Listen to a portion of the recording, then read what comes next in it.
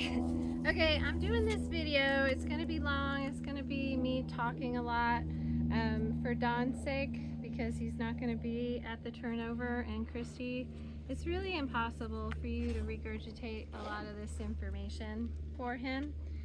So I train using a marker.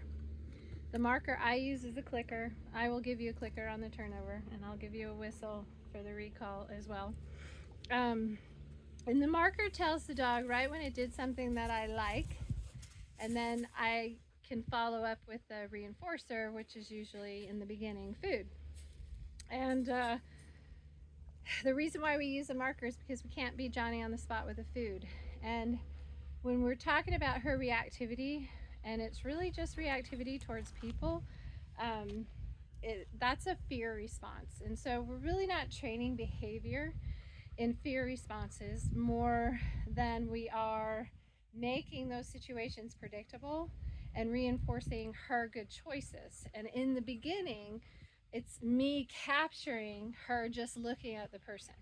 And then by giving her the food, I'm pairing something positive with that thing that was scary in the past. Now, when I say she's scared of people, she's not scared of people in general. It's just people she doesn't know. And so when they look at her and make eye contact and maybe take a step forward towards her and she feels trapped, that's when she gets barky.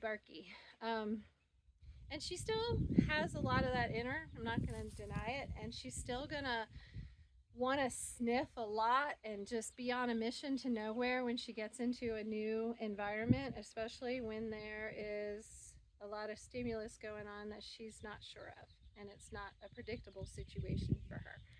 So I've done a lot of practice at the outlet mall, and she's come a long way there. But when you just pick that up and transfer it to, say, a different mall, she's probably going to need a little bit of introduction. And she just she just took off, so I need to get her back. So Blondie, and there she is. Yeah, good girl. So that's her recall. It's 3 toots. Good job, baby. And I'm gonna show you right now some exercises to do that will it'll just create a reinforcement history for you for the whistle.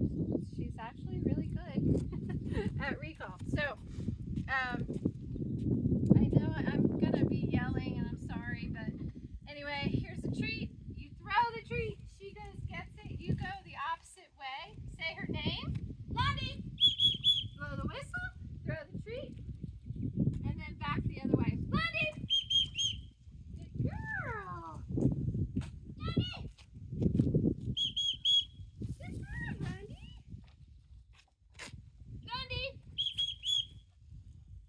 Okay, that's step 1.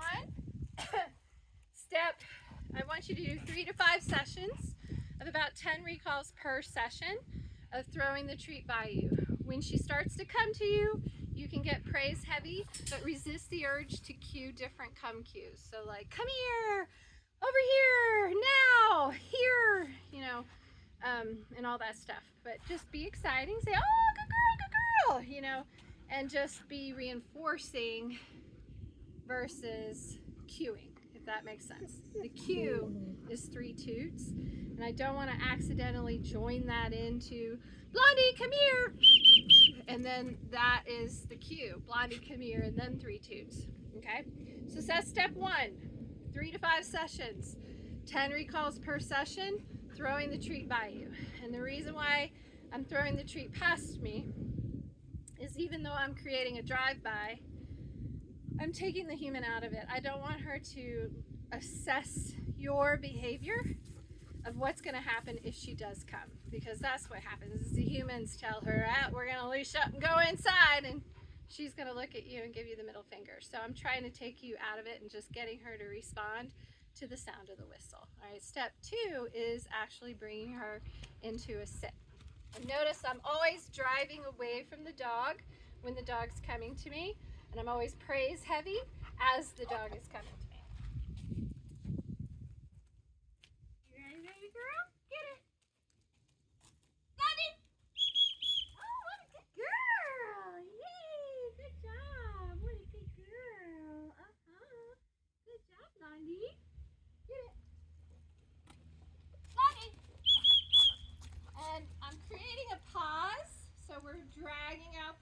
same treat. I'm just breaking it up and telling her how good she is and that she just brought me a lotto ticket. That's how excited you should be every time she comes to you. One more. Get it. So same exercise, just bringing her into a set. Blondie! Good job! And I'm doing it. I'm not telling her to sit. All done. I'm not telling her to sit. I'm just using my body language and hand signals to get her into a sit. And that's just to create a pause so she doesn't do tag your it or the drive-by, which step 1 does. So again, 3 to 5 sessions of about 10 recalls per session, and of bringing her into a sit. And that's step 2. Step 3 is ping pong peppy, where you're calling her in between you guys. What you want to make sure on that, and I'm sending a pamphlet too, is that she doesn't leave the person she came to until she hears the cue for the next person. So I don't want her to just run in between people to get treats. I want her to wait to be called. And so you might have to throw on a leash and step on it so she doesn't accidentally take off to the next person before they call. Okay, so that's recall. 100% success on recall, not something you overtrain. It is perfectly fine if you don't do it every day. It's perfectly fine if you both don't do it every day. Don't do it this time of day, which is mid-afternoon and it's sunny and hot. This is kind of the first hot day and she's really hot. I kind of hosed her down before we came out here. You know, you want her to be like full of energy. You don't want her to be tired. You get what you practice. You don't want her lackadaisically coming, which I would say that those comes that we just demonstrated were not enthusiastic enough for me. I would prefer a more enthusiastic come. So again, you get what you practice. All right, all done. All done. I'm gonna scoot this a little closer, and hopefully, actually I'm gonna turn it off and get my microphone so I don't have to yell.